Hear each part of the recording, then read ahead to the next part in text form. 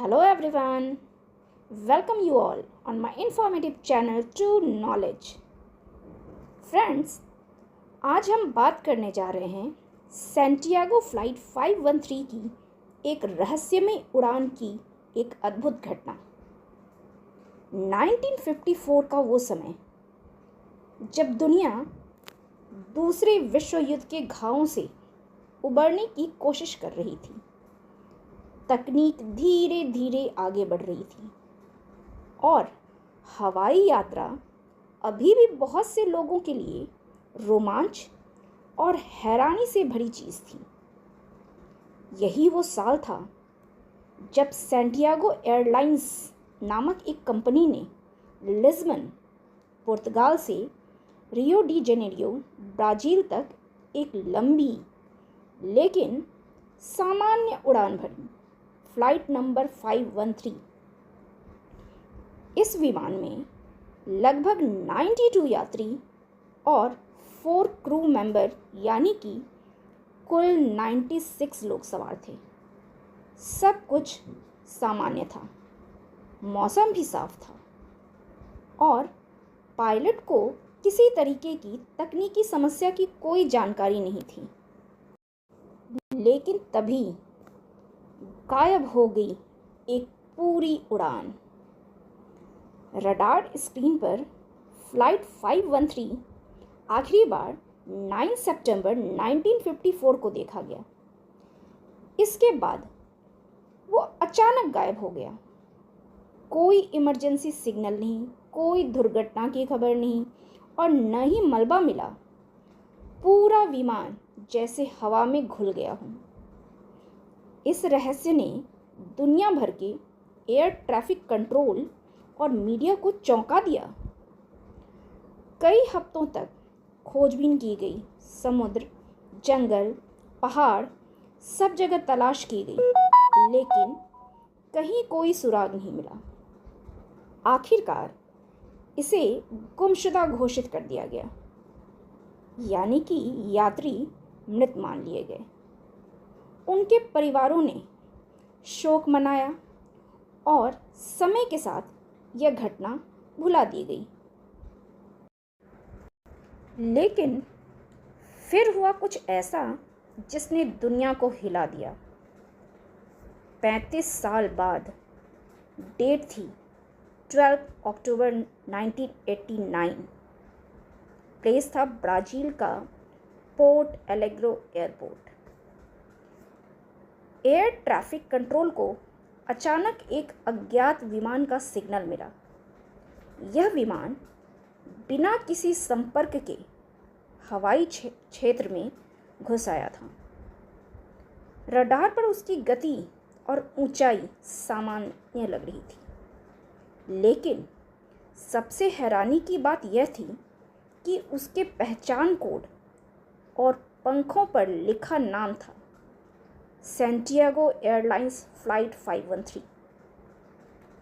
सुरक्षा अलर्ट जारी हुआ, रनवे खाली कराया गया और फिर यह विमान बिना किसी सहायता के रनवे पर धीरे से उतर गया। हवाई अड्डे के अधिकारी दंग रह गए। जैसे ही अधिकारी विमान के पास पहुंचे, उन्होंने देखा कि इंजन अभी भी चालू था, लेकिन कोई भी अंदर से बाहर नहीं आ रहा था। दरवाज़ा खोला गया और अंदर का दृश्य देखकर सबकी रूह कांप गई।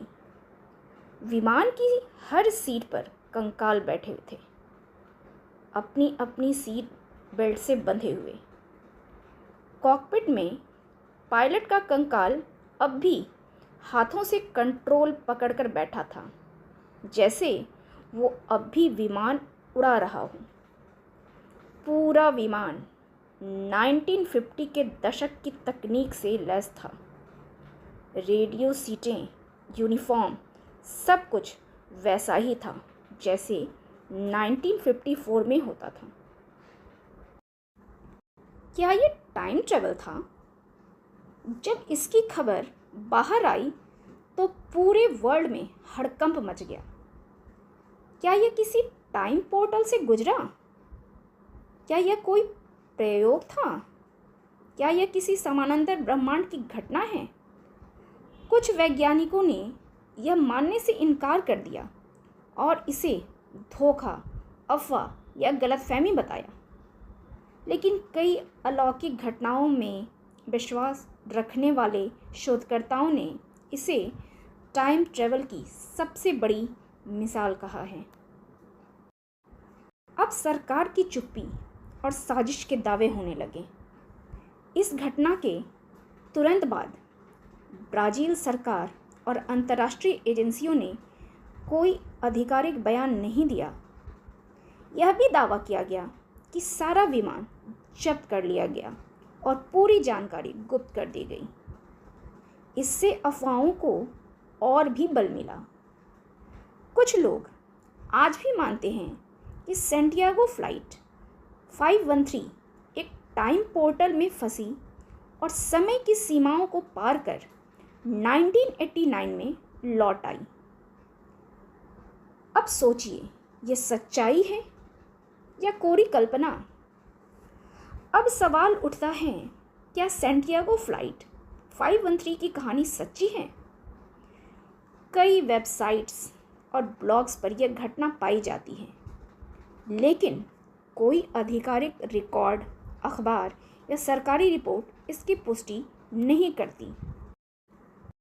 बहुत से लोगों का तो ये मानना है कि ये फिक्शनल स्टोरी है, जिसे 1980s के दशक में एक tabloid newspaper weekly world news ने सनसनी फैलाने के लिए गढ़ा था।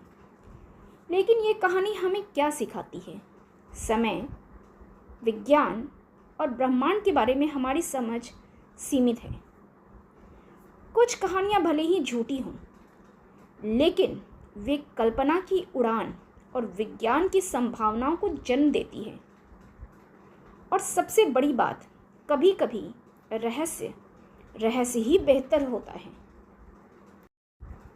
अंत में हम ये कह सकते हैं कि सैंटियागो फ्लाइट 513 की कहानी एक रहस्यमयी और रोमांचक घटना है, जो हमें ये सोचने पर मजबूर करती है कि क्या समय की यात्रा संभव है?